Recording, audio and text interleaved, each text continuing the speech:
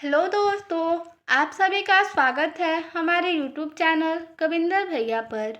इस वीडियो में हम लोग पढ़ेंगे कक्षा 6 का विज्ञान भारती यूपी बोर्ड का पाठ 4। इस पाठ का नाम है पास पड़ोस में होने वाले परिवर्तन। तो इस पाठ के प्रश्न उत्तर को पढ़ेंगे। पहला प्रश्न है, सही विकल्प को छांटकर अपनी अभ्यास पुस्तिका में लिखिए। इसमें क नंबर प्रश्न है, भौतिक परिवर्तनों में विकल्प है पहला, पदार्थ के अणुओं में परिवर्तन होता है। दूसरा है, पदार्थ के अणुओं में कोई परिवर्तन नहीं होता है। तीसरा है, नया पदार्थ बन जाता है। और चौथा है, कोई पदार्थ नहीं बनता। तो इस प्रश्न का सही विकल्प हो जाएगा, भौतिक परिवर्तनों में पदार्थ के अणुओं में कोई परिवर्तन नहीं होता है। आगे है ख नंबर प्रश्न, निम्नलिखित में से कौन सा प्रत्यावर्ती परिवर्तन है। ठीक है, तो पहला है दूध का फट जाना, दूसरा है मोम का पिघल जाना, तीसरा विकल्प है मोमबत्ती का जलना और चौथा है सब्जी का पकना। तो प्रत्यावर्ती परिवर्तन है दूसरा विकल्प सही हो जाएगा, मोम का पिघलना। प्रश्न ग है, ज्वालामुखी का फूटना कौन सा परिवर्तन है। पहला विकल्प है मंद परिवर्तन, दूसरा है अनुकूल परिवर्तन, तीसरा प्रत्यावर्ती परिवर्तन और चौथा अनियमित परिवर्तन है। ठीक है, तो ज्वालामुखी का फटना अनियमित परिवर्तन है, सही विकल्प हो जाएगा। प्रश्न 2 है, रिक्त स्थानों की पूर्ति अपनी अभ्यास पुस्तिका में करिए। इसका उत्तर देखेंगे। क नंबर है इसमें, गिलास का टूटना खाली स्थान है, यहाँ पे परिवर्तन है, तो गिलास का टूटना तीव्र परिवर्तन है। आगे है तीव्र परिवर्तन यानी जो जल्दी से हो जाए। आगे है ख नंबर, भौतिक परिवर्तन में वस्तु के, यहाँ पे खाली स्थान है, गुण बदल जाते हैं। तो भौतिक परिवर्तन में वस्तु का कौन सा गुण बदलता है, भौतिक गुण। रिक्त स्थान में भौतिक भरेंगे। ग नंबर है, जो परिवर्तन अपनी इच्छा से करते हैं उसे खाली स्थान परिवर्तन कहते हैं। तो जो परिवर्तन अपनी इच्छा से हो जाए उसे नियंत्रित परिवर्तन कहते हैं। अगला नंबर है, घड़ी के पेंडुलम का दोलन खाली स्थान परिवर्तन है, तो ये नियमित परिवर्तन है।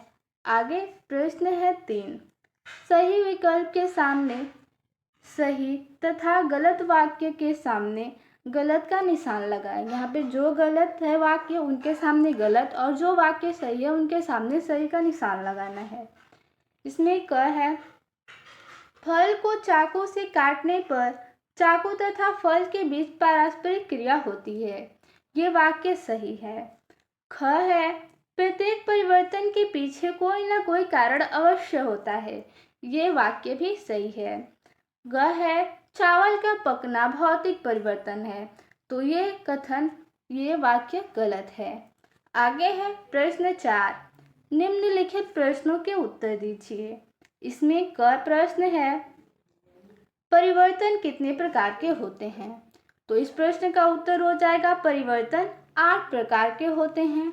कौन कौन से होते हैं, तो पहला तीव्र तथा मंद परिवर्तन, दूसरा नियमित तथा अनियमित परिवर्तन, तीसरा अनुकूल तथा प्रतिकूल परिवर्तन, चौथा हो जाएगा भौतिक तथा रासायनिक परिवर्तन, पांचवा प्राकृतिक तथा कृत्रिम परिवर्तन, छठवा है अनियंत्रित तथा नियंत्रित परिवर्तन, सातवां है प्रतिवर्तित जिसे उत्क्रमणीय भी बोलते हैं, तथा अप्रतिवर्तित यानी अनुक्रमणीय परिवर्तन होता है।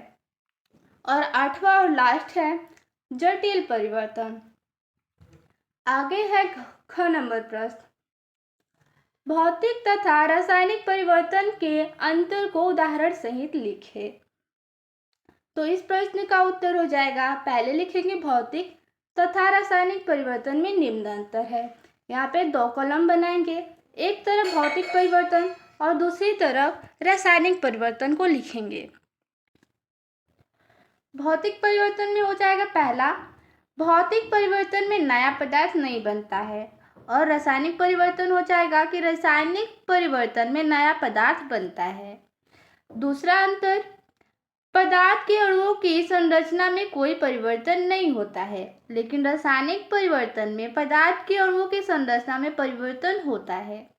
भौतिक परिवर्तन में पूर्व पदार्थों को प्राप्त किया जा सकता है, जैसे उदाहरण के लिए मोम का पिघलना। अगर मोम पिघल जाए तो फिर उसे दोबारा मोम प्राप्त कर सकते हैं। और दूसरा हो जाएगा नमक का पानी में घुलना। आगे है रासायनिक परिवर्तन में पूर्व पदार्थों को प्राप्त नहीं किया जा सकता है। उदाहरण लकड़ी का जलना। लकड़ी जल जाए तो फिर पुनः लकड़ी प्राप्त नहीं कर सकते। और दूध से दही बनाने के बाद दूध वापस नहीं बना सकते। तो ये हो जाएगा रासायनिक परिवर्तन। ठीक है, अगला प्रश्न है ऊष्मा अवशोषित होने वाले दो परिवर्तन लिखे। इसका उत्तर हो जाएगा ऊष्मा अवशोषित होने वाले दो परिवर्तन। पहला परिवर्तन हो जाएगा जीभ पर ग्लूकोज का रखना और दूसरा हो जाएगा पानी में नौशादर का घोलना। तो इस पाठ में प्रश्न इतना ही था। मिलते हैं अगले वीडियो में। धन्यवाद।